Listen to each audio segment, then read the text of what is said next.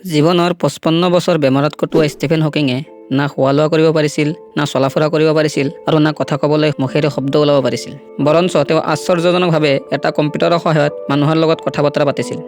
নিজৰ বেছি সংখ্যক থিয়ৰী আৰু প্ৰেডিকশ্যন সত্য প্ৰমাণ কৰোৱা ষ্টিফেন হকিং এতিয়া যদিও এই পৃথিৱীত নাই, কিন্তু তেওঁৰ মৃত্যুৰ আগে আগে পৃথিৱী ধ্বংস হোৱাৰ বিষয়ে তেওঁ যিবোৰ ভৱিষ্যতবাণী কৰিছিলে সেইবোৰ যদি সত্য হয়, তেন্তে আহি থকা 200 বছৰৰ ভিতৰত আমাৰ এই সুন্দৰ পৃথিৱী নাইকিয়া হৈ যাব।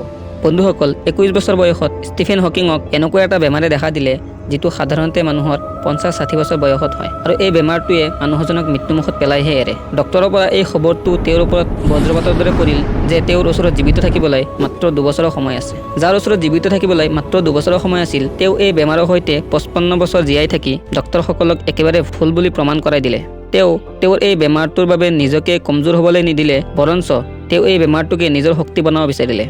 যদিও তেওঁ এই বেমাৰটোৰ কাৰণে খোৱা লোৱা, চলা ফুৰা আৰু কথাও ক'ব পৰা নাছিলে। তেওঁ এটা টিউবৰ দ্বাৰাই খোৱা বোৱা কৰিছিলে আৰু অইন এটা টিউবৰ দ্বাৰাই উশাহ নিশাহ লৈছিলে, আৰু কথা কোৱাৰ বাবে তেওঁৰ হুইলচেয়াৰতে এটা বিশেষ ধৰণৰ কম্পিউটাৰ তৈয়াৰ কৰা হৈছিলে, আৰু তেওঁ এই কম্পিউটাৰত টাইপিং কৰিছিল, যিখিনি কম্পিউটাৰে শব্দত বদলাই মানুহলৈ পঠিয়াইছিল। তেওঁ শৰীৰৰ প্ৰায় গোটেই অংগ কাম কৰা বন্ধ কৰি দিছিলে, কিন্তু তেওঁৰ ওচৰত এটা এনেকুৱা বস্তু আছিলে যি সাধাৰণ মানুহতকৈ বহুত বেছি শক্তিশালী আছিল, আৰু সেইটো হ'ল তেওঁৰ ব্ৰেইন। ষ্টিফেন হকিঙৰ ওচৰত এটা এক্সট্ৰাঅৰ্ডিনাৰী ব্ৰেইন আছিলে, যিটোৰ বুজা আৰু চিন্তা শক্তি সাধাৰণ মানুহতকৈ 1000 গুণ বেছি আছিল। তেওঁ হুইলচেয়াৰত বহি বহিয়ে 8খন কিতাপ প্ৰকাশ কৰিলে, আৰু আইনষ্টাইনৰ পিছত দুনিয়াৰ দ্বিতীয়জন ডাঙৰ বিজ্ঞানী হিচাপে তেওঁ ইউনিভাৰ্চৰ কিছুমান এনেকুৱা ৰহস্য দাঙি ধৰিলে যিবোৰে দুনিয়াখনক হিলাই ৰাখি দিছে।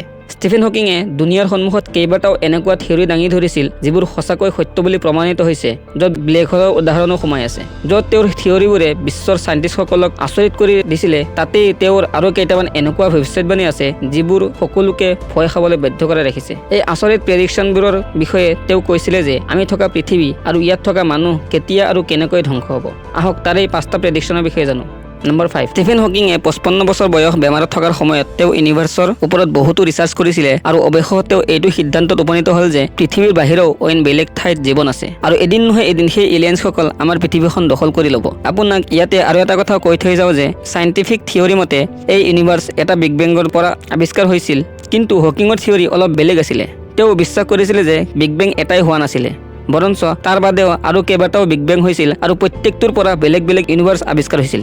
অৰ্থাৎ সহজ ভাষাত ক'বলৈ গ'লে ষ্টিফেন হকিঙে পেৰেলেল ইউনিভাৰ্চৰ ওপৰত বিশ্বাস কৰিছিল। নিশ্চয় এতিয়ালৈতো বেলেগ আৰু ইউনিভাৰ্চ থকাৰ একো প্ৰমাণ নাই, কিন্তু হকিঙৰ দৃঢ় বিশ্বাস আছিলে যে কোনোবা দিন এলিয়েন্স পৃথিৱীত ষ্টাডি কৰিব আহিব আৰু লাহে লাহে পৃথিৱীখন দখল কৰি ল'ব। নম্বৰ 4, ষ্টিফেন হকিঙে মানিছিলে যে মানুহৰ সকলোতকৈ ডাঙৰ বিপদ স্পেচৰ পৰা অহা কিবা বস্তুৰ পৰা নহয়, বৰঞ্চ মানুহ নিজেই তাৰ কাৰণ হ'ব।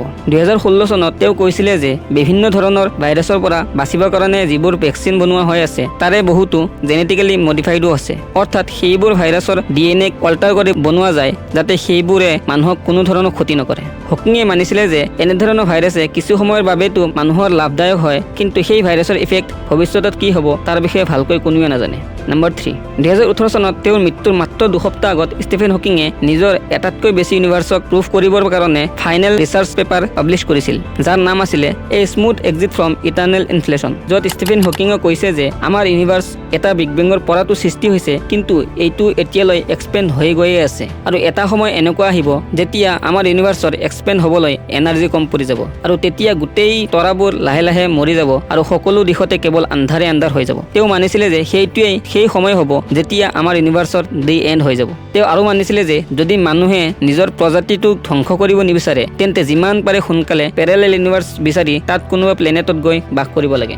নম্বৰ 2, যদিও ষ্টিফেন হকিঙে নিজে এটা ৰবটিক হুইলচেয়াৰৰ সহায়ত চলাফুৰা কৰিছিলে, কিন্তু তেওঁ এই ৰবটৰ সকলোতকৈ বেছি অসমৰ্থ কৰিছিলে। সাধাৰণতেতো ৰবটবোৰ মানুহৰ সহায়ৰ বাবে বনোৱা হয়, কিন্তু এইবোৰ দিনে দিনে এডভান্স হৈ গৈয়ে আছে। আজিকালিতো বহুতো এনেকুৱা ধৰণৰ ৰবটো বনোৱা হৈ আছে যিবোৰ আৰ্টিফিচিয়েল ইণ্টেলিজেন্সৰ সহায়ত এনেকুৱা কাম কৰিব পাৰে যিবোৰৰ বিষয়ে মানুহে ভাবিবও নোৱাৰে। ষ্টিফেন হকিঙে প্ৰেডিকশ্যন কৰিছিল যে এদিন ৰবটছবোৰ ইমান পাৱাৰফুল হৈ যাব যে সিহঁতে নিজে বেলেগ ৰবট বনাব পৰা হৈ যাব, আৰু লাহে লাহে সিহঁতে মানুহকো কণ্ট্ৰল কৰিব বিচাৰিব, আৰু তাত সিহঁতে সফলো হ'ব।